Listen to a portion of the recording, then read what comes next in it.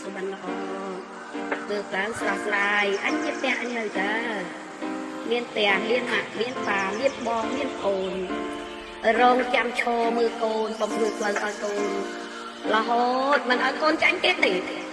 ចាមិនឲ្យចាញ់អ្នកណាដាច់ខាតប៉ុន្តែពេលនេះចាញ់គេសំចាញ់ដើម្បីឈ្នះកូន